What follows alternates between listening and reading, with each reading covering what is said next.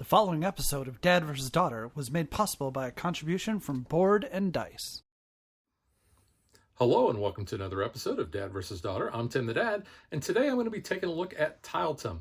Now, I'm going to apologize ahead of time if that is not the correct pronunciation, because that's how I've called it throughout the entire video.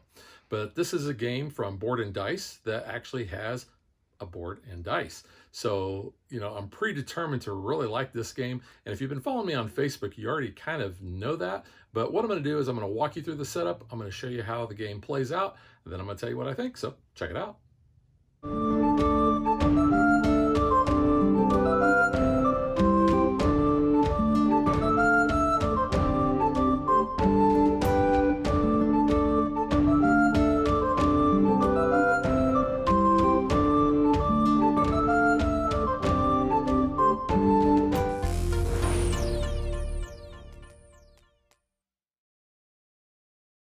I have this set up for a 2-player game, and as you can see, it scales up to 4 players because we have spots on the board for 3+ and 4 players. So in a 2-player setup, those will be left blank.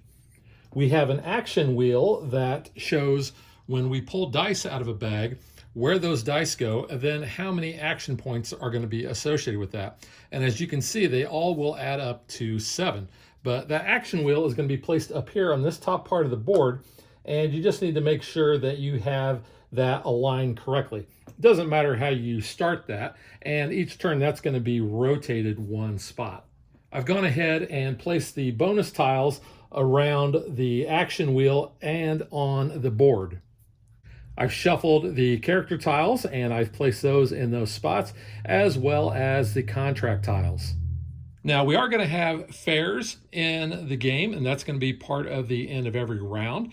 We have a whole stack of different city names. So what I'm going to do is shuffle that up, and then we always have Tiletum. It's printed on the board, but we're going to be placing 3 other ones out. So you can see we have Leipzig, we have Frankfurt, and we have Arles. And then we also have the fair bonus tiles. Again, we're going to shuffle those up, and we are going to be placing those on the bottom parts of this. So this is going to be kind of a dynamic way that we're going to have different types of scoring for every game. So you can see we have a base part that's printed on the board already, and then we have another section that will be changing from game to game based on the tiles that we put out. The rest of those unused city tiles and fair bonus tiles are going to be returned to the box because they won't be used in the rest of the game. We are going to take our fair counters and we're going to be placing those in the various cities just as a reminder to where those fairs are going to take place. So Tiletum always has number 1, and in this case Leipzig over here will be the 2nd fair, Frankfurt will have the 3rd fair, and Arles will have the 4th. When the cathedral tiles are placed, you'll notice we have a stack of those. You're going to be placing the higher number on top and then going in descending order from top to bottom. And you'll have those on each of the spots. Now, the number of tiles that you have is also indicated by the number of spaces where you have areas to place your columns. And I'll talk about that in a little bit. The building costs in the cathedrals are on these other tiles that you will shuffle up and you will randomly place on the board. There will be one that has an X on there, as you see here. That means that that cathedral will not be constructed during that game. So those cathedral tiles then are removed from the board and are placed back in the box. We have 6 corruption tiles, and those are going to be shuffled up, and then you are going to be placing them face down on these darkened areas. And then the other 3 will not be used for that turn. Each player is going to pick a player color, and as you can see, I've already got green set up here. And this is how they're going to set up their board. They're going to start with having pillars on all of the contract spaces except for the very first one. They're going to have one of their houses in these housing spaces on their board. They'll have these bonus action tiles down here at the bottom, and those will align with what is printed on the board as well. They'll have 2 columns and 2 houses that will start in their personal supply. They score more than 100 points or 200 points. They'll use this marker at that time. And they are going to start off by placing one of their other houses and their merchant and their architect in Tiletum. So each player will start with their house and their two pieces in that location. Each player will start with one of the basic resources. We have steel, wool, food, and stone. And then based on turn order, they will get a certain number of gold. First player will get 1 gold, and the players after that will get more gold. Once player order is determined, you will be placing your disc accordingly on the board. So we will have a king track here where we will be placing the first player on the bottom on the 0 spot of the track, and all other players in turn order will be stacked on top. We'll also make sure that we have a bonus tile for the king track. We have our turn order up here for 1, 2, 3, and 4. And in a 2-player game, you can see I've got just 1 and 2. And we have our third discs up here on the score track on the number 10 spot. The first player is going to get this compass token. And then the last part of setup is we are going to take 2 of each colored die, and we are going to be placing them in this bag. So in a 2-player game, you're only going to be using 2 of each color. You put those in the bag, and then all the rest of the dice are returned to the box and not used for this game. And that's how you set up Tiletum. So now let's get to how the game plays.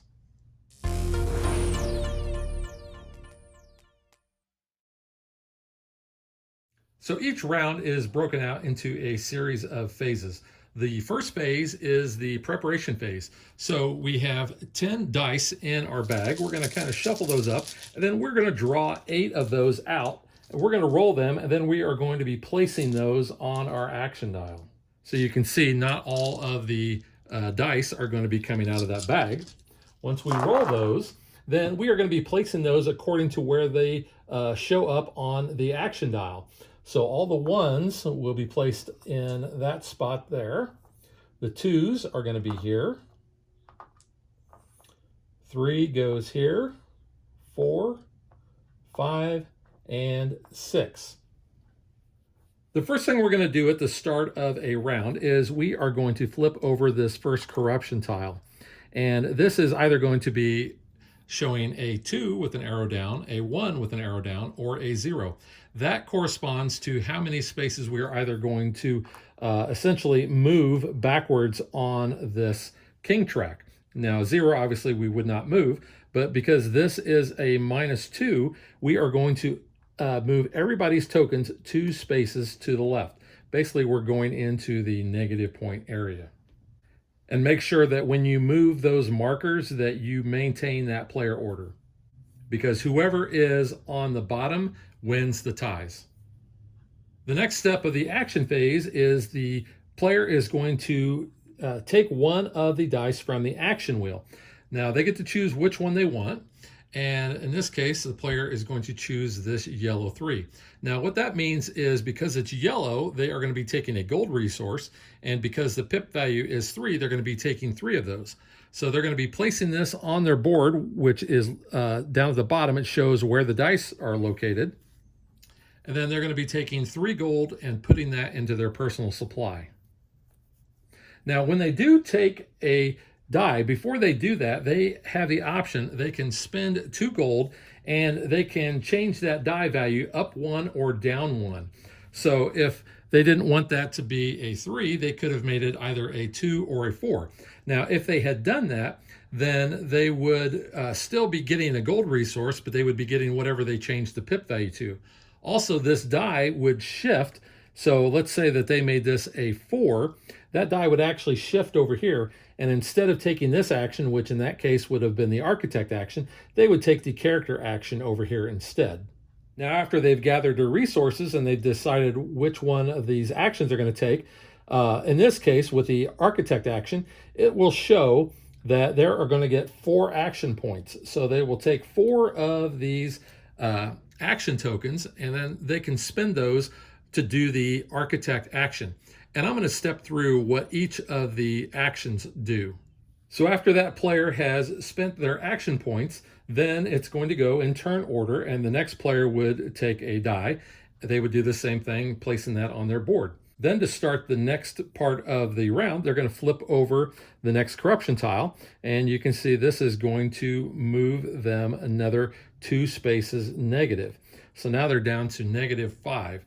And it's important to note that they can never go past the -10 or the +15. And the way to move back on there is they can take the king action. So let's say that this player decided to take this 1 from the king action on the action wheel. They're going to get 1 of the steel. So that's represented by this blue. They would add that 1 steel token to their supply, and then they would get 6 action points. Now, because this is related to the king action, then what they would do is they would actually get 6 action points, and they can move 6 spaces. And as you can see, that puts them back into the positive area. They can also choose to take that bonus tile as long as they have room in their warehouse. And these can be used at any time. Now, I have 2 helpers there, but I could also have contracts or crests, and I'll talk about what each one of those does in a later time. So after the next player goes and does all of their actions, then for the final part of the round, they would flip that last one, and this one is a 0, so there is no movement on the king track. Once all players have chosen 3 dice and have executed all of their action points, that's the end of the round. Now, the first thing we're going to do at the end of the round is we're going to evaluate the king track. Now, whoever is furthest on that track can take this bonus tile, and if they have room, they can place that in the warehouse on their player board, and then they're going to evaluate where they're at. So in this case, the green player would get 2 victory points, and the blue player would actually lose 5 victory points. Now, when you lose points and you're on the negative part of that, then after you have lost those points, then you actually get to move back to the 0 spot on the king track. After that, we are going to evaluate the fairs. Now, in order to take place in a fair, you either have to have a house in the city or your merchant has to be there at the time that the fair happens. So since the first fair is in Tiletum, we always start with our house there. And what we're going to do is we're going to evaluate the bonus that the fair is going to give us. In this case, we get 2 + 6, which is 8, times the number of pairs of houses and columns that we have out on the board. Now, it can be, especially early on, that you may not be able to have that condition in order to get any of those points. So in our example here, because we have not placed any other houses or columns out, we don't have a set of those, so we would score 0 points. But as you can see, as we move on, then once that fair has been evaluated, we're going to flip that bonus tile over to show that we've already taken care of that. Then in the end of the second round, we are going to be scoring the fair in Leipzig. The end of the third round, we are going to be scoring the fair for Frankfurt. And for the end of the fourth round, we're going to be scoring the fair for Arles. And one of the reasons why we also flip that tile over is so that everyone knows that that fair is over and that will not be scored for the rest of the game. The last phase of each of the game rounds is the cleanup phase. So what we would do is we would replenish any of the spaces on the action wheel where any of those tiles were taken. You never replenish any tiles that were taken off of the map part of the board. We would also put a new bonus tile on the king track, except if it is the final round. So in round 4, you'll notice that there is a printed 4 victory points on that spot. So just know that during that final round, you don't place that tile there. You will take those 3 corruption tiles. You're going to shuffle these up again, and you are going to randomly place 3 out face down for the start of the next turn. All of the dice are going to be returned, any that were not chosen off of the action space, and any of the dice that are on player boards are going to be put back in the bag, and you're going to shuffle those up. Finally, we're going to turn this action wheel 1 space clockwise and make sure that it still lines up so you have the right alignment there with those sections. And then you're ready to start a new round by, again, taking the number of dice out of the bag and rolling them and placing those on the action spaces. At the end of the fourth round, you are going to perform the end of game final scoring. So those are printed up here. So the first thing you're going to do is you are going to multiply the number of houses times the number of pillars that you have on the map, and you'll get that many victory points. Next, you're going to count the number of completed buildings that you have, meaning that those are ones that you have completed on your player board. And I'm going to talk about that when I talk about the characters. And then finally, you're going to get 1 point for every 4 resources that you have left. Whoever has the most victory points wins the game. So now let's get into more detail on what the actions are. We have 6 action spaces on the board. We have the Architect, Character, Contract, Joker, King Track, and Merchant.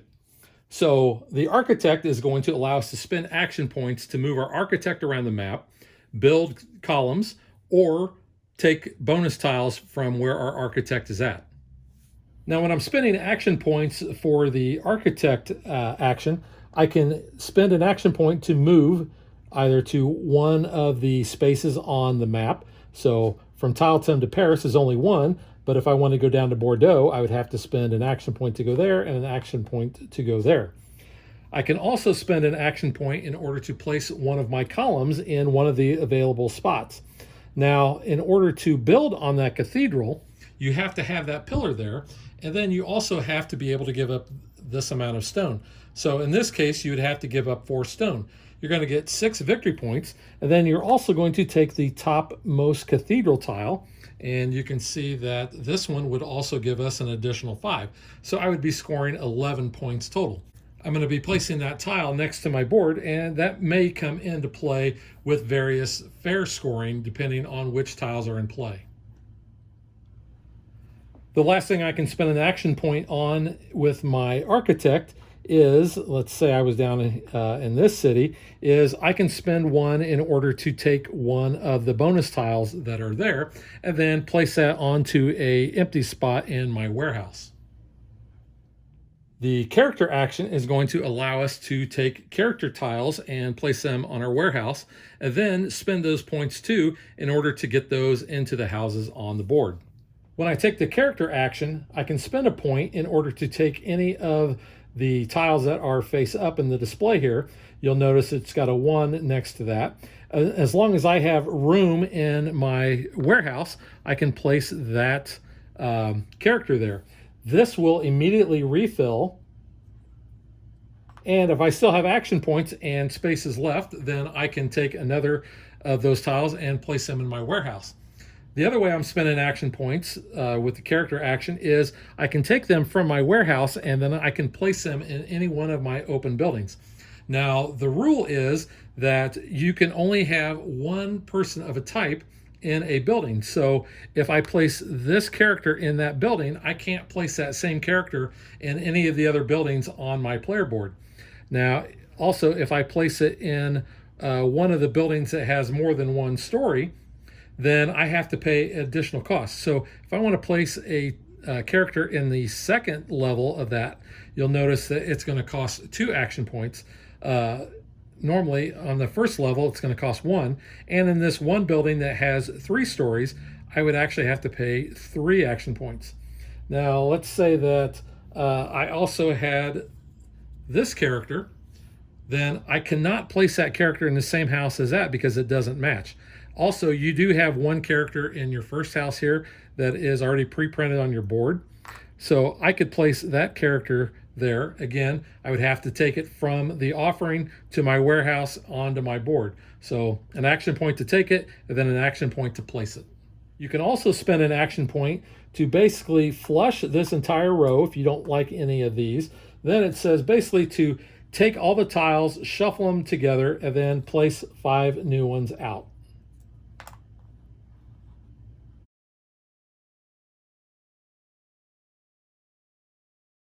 Taking a little closer look at the player board here.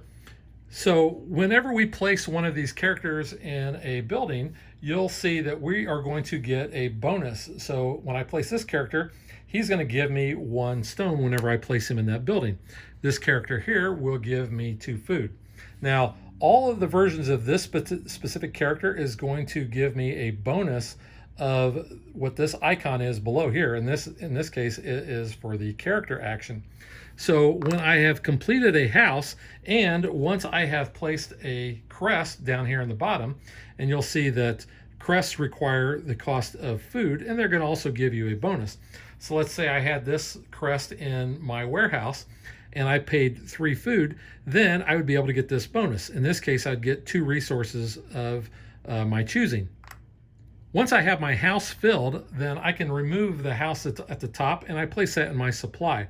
Once I have both the house filled and the crest applied, then I get to take this bonus and place that on the action board. Now, that is going to be dictated by what the icon is at the bottom of that character that filled that house. So in this case, I would be taking this bonus and placing it where the character action is on the action wheel.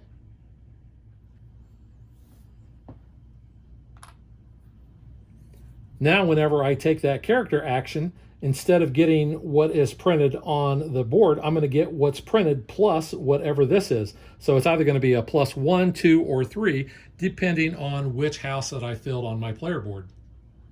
And just real quick, I'll go over what each one of these spots do. So when you place a crest, you pay the amount of food and you get the bonus on the bottom part.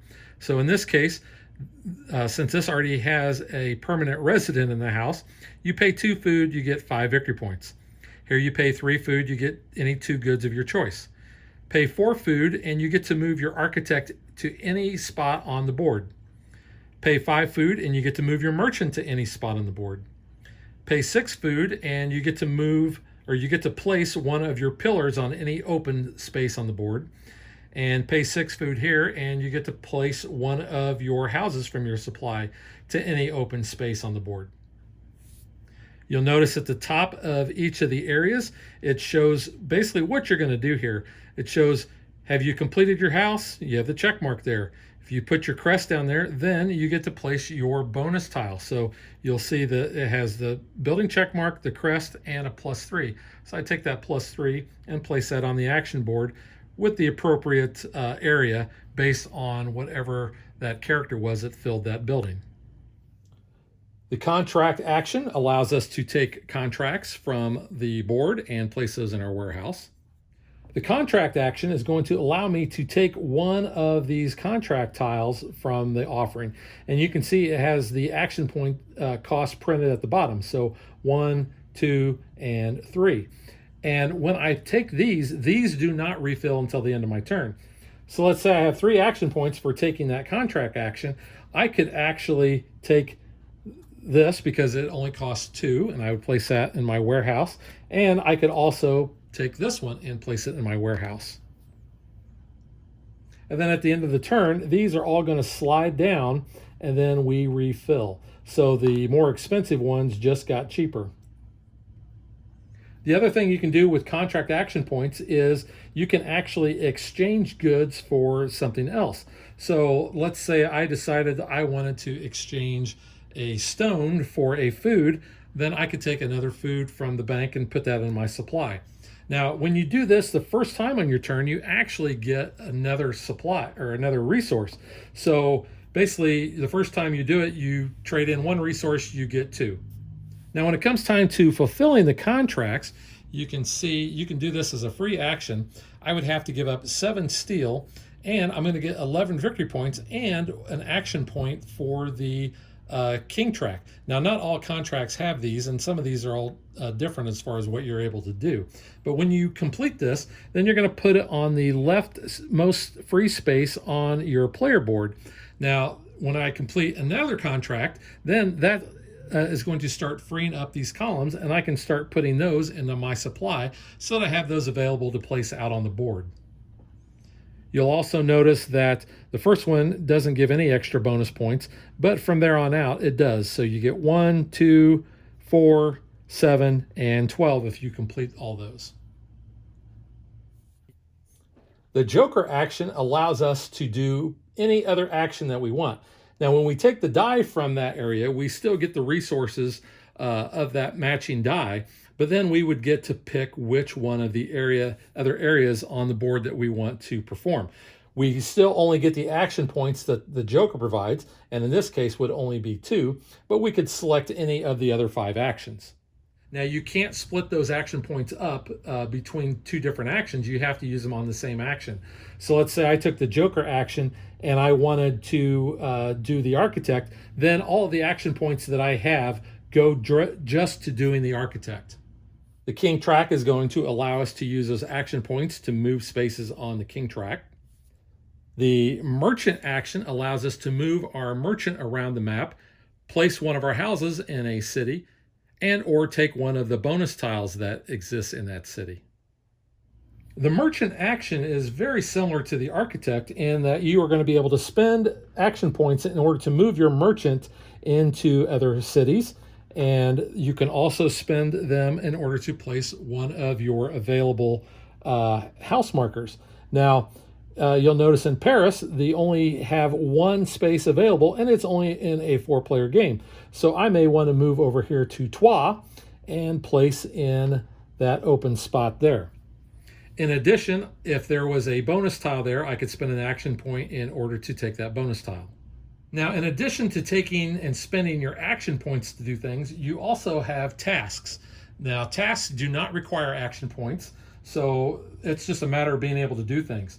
So the things that you can do is you can spend 2 gold to gain 1 resource of any other type. So a stone, a wood, a metal, or a food. You can fulfill a contract, like I just showed you with the contract stuff. You can spend food to place crests on your board. And you can also contribute to the building of the cathedral, which I had showed you earlier. At any time, you can also spend those helper tiles too. And those are all explained in the appendix section of the rule book and what each one of these does. But that's a way to get those out of your warehouse to free up spaces. And that's pretty much how you play Tiletum with all the actions and tasks. So now let's get to what I think.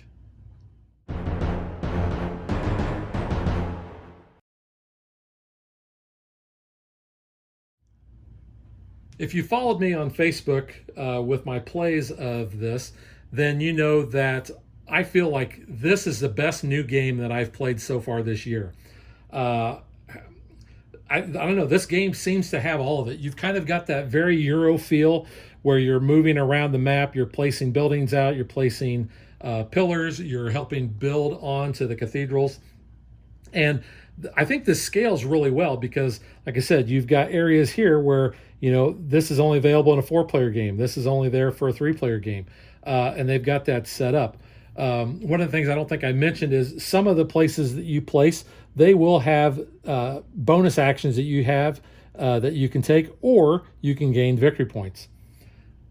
The game does kind of seem like it's a race between players in order to make sure that you are in the locations that you need to be when the fairs happen so that you get those bonus points, or that you are racing to get to a certain cathedral in order to get the big bonus points for building that first.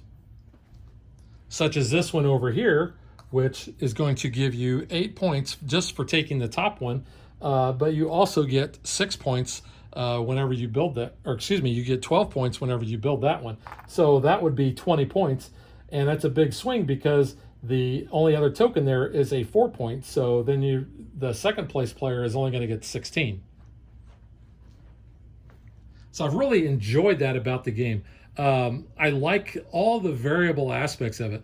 You have no idea which bonus tiles are going to be, you know, on the board, where they're going to be on the action spots, which city, and this is from game to game, obviously, but which cities are going to be hosting the fairs and what those fairs are going to give you in terms of points.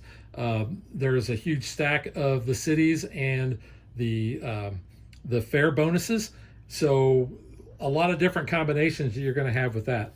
The corruption track is kind of neat, how, you know, you're never going to basically move forward. Your best hope is that 1-0 comes out. So you constantly have to kind of watch where you are on that so that you have the ability to take that king action to move forward on that.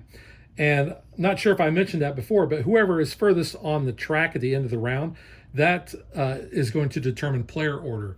And then whoever is next will be second player and so forth. So gameplay wise, I don't know, this just hits on all cylinders for me. Just kind of like I said, the whole traveling around, placing your houses or your pillars out, trying to race to get those high points on helping build cathedrals. Not to mention the fact that you want to get your houses and pillars out because that's part of the end game scoring. And also working on your player board, making sure that you have your houses filled and your crests on there, because in order to gain any points, you have to have a minimum of 3 of your houses built. Only 3 is going to get you 5 points. If you have 4, you're going to get 10. 5 houses with crests gets you 20, and if you get all of them, that's 30 points. So, I mean, that's huge. So there's a number of different ways that you can kind of plan your strategy and how you want to try to go for points. I know in one game, I really focused on this. I got all my houses built, and I think I just missed 1 crest. So, that was 20 points there, but that was something I was focusing on with that.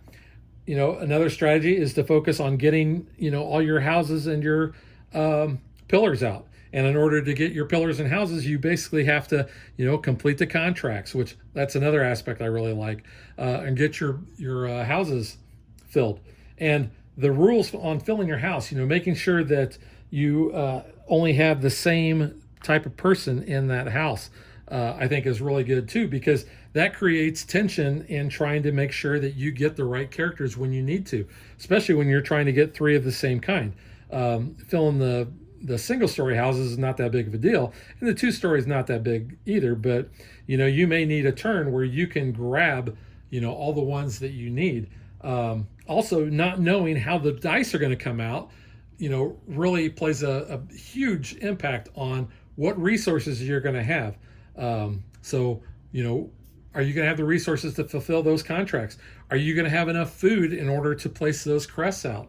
Are the dice even going to come up for that action? Which you can mitigate that somewhat with the having gold, paying the 2 gold to bump up and down.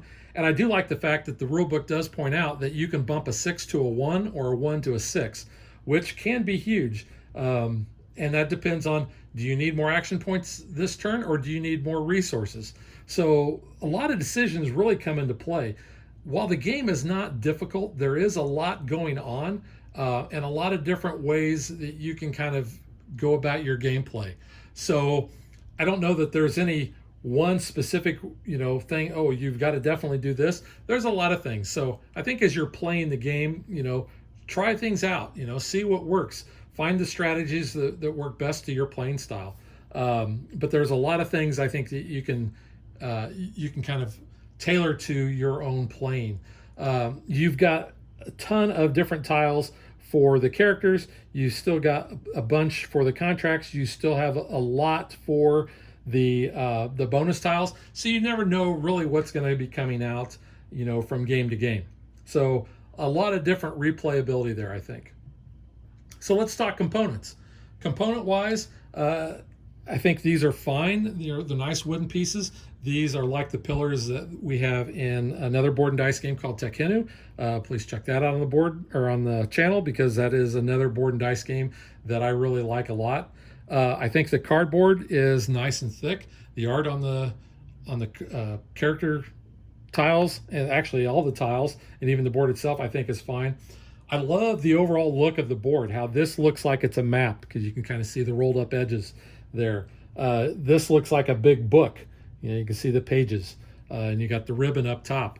So I really think the aspect of the art on this is neat. And the score track are, like little flags, because, you're kind of there for the fair. So that adds just, a little something extra to that. The board is nice and big. It's only single-sided, which it doesn't need to be double, and it's a 6-fold. So it's going to take up a fair amount of space on your table, but it's nice and big. Doesn't really matter where you sit. I just recently was playing a 4-player game, and I was kind of further away from the map part, but I could easily tell what everything was on the map. So no complaints there. Like I said, the art on the pieces, the only, I guess, minor quibble would be what's on the actual resources. These are okay. They don't look anything spectacular, but I mean, you can tell what they are. They're serviceable. Definitely something you might want to upgrade with components you found from other games, or that maybe you've even made. Again, if you follow me on Facebook, you'll know that I've done like gold coins out of clay for other games. So just something to keep in mind. Also, having these action point tokens, this is helpful too, because what I kind of do is, as soon as I spend them, I return them to the supply, so I know, hey, I have that many action points left. Or you could even place them on the board to show what you did. So if I'm moving my architect, I could place one there that I moved in one space, and I spend another one in order to take that crest. Also about the crests, I know I didn't mention this earlier, you can only ever have one of each type of crest. So you'll notice that I already have this crest on my player board, so I actually can't take that crest even if I had space.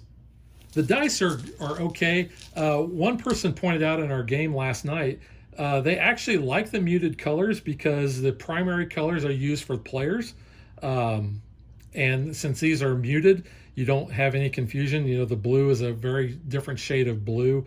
The only other complaint would be like, probably instead of going with gray on this for the wool, I probably would have went with white because that is kind of the way that looks. It does have a gray background, but sometimes between the white and the gray was a little confusing, or even the gray with the dark gray for the stone. But I mean, and there's kind of seeing that. So there's the light gray and there's the dark gray. I don't have a problem with it, but that was just one of the things that one of our players came up with. The dice are serviceable. They're fine. No complaints there. They're just standard D6s.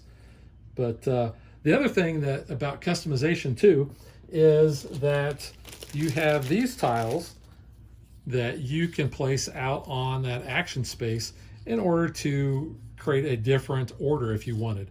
So instead of going with the pre-printed ones, you could place these down and do that. So just another way that you can kind of customize that game a little bit more. There's also a solo option with the game, which I have not played. I might at some point, I don't know. I'm not that big of a solo player, but there is a whole rule book for that solo play, and you do have some cards that go for the bot. I can't complain about the player colors because they included both green and blue. The other colors that we have are orange and kind of a pinky, which I would have probably rather had a bright red. The orange is fine. But yeah, not really fond of that color, but I know that's a color that they like to use in their games. So not really bashing that at all. But that's pretty much it. I really love this game. I know my buddy Hefe, he's played it twice now. He's played it at both a 2 and a 4 player. And I asked him his thoughts. He loves it just as much at 2 as he does at 4. I do have to say that because of the way the game scales, that I would agree with that assessment. The other people that I've taught this game to, one guy said he was going to go out and buy it if he didn't already. He didn't. He's got such a huge collection, he doesn't know if he already had it or not. And one of the other guys, he said it would definitely be on his radar, just because he liked it so much. In fact, he was the one who won last night. So I think the game, it's complex enough that you feel like you're doing something. You're not just on autopilot, but it's easy enough that you know what you're going to do with the actions. You know what you can do with your free tasks. So I think the game is very accessible. Would non-gamers like this? I don't know. There might be a lot going on for them, but anybody I think who has any gaming experience, especially playing typical Euros, I think will have no problem grasping this at all. So that is Tiletum from Board and Dice. I give this 2 thumbs way up. Again, this is the best game, best new game that I have played so far this year. So we'll see. We are in June right now. We'll see where this falls by December to see if it is still top of the heap. But we will catch you guys next time. Thanks for watching our video. We hope you enjoyed it. And if you did, click that like and subscribe button. You can also follow us on social media like Facebook and Twitter at DadVDaughter. And if you like what we do and you want to support us, you can visit our Patreon page. So thanks for watching. Thanks.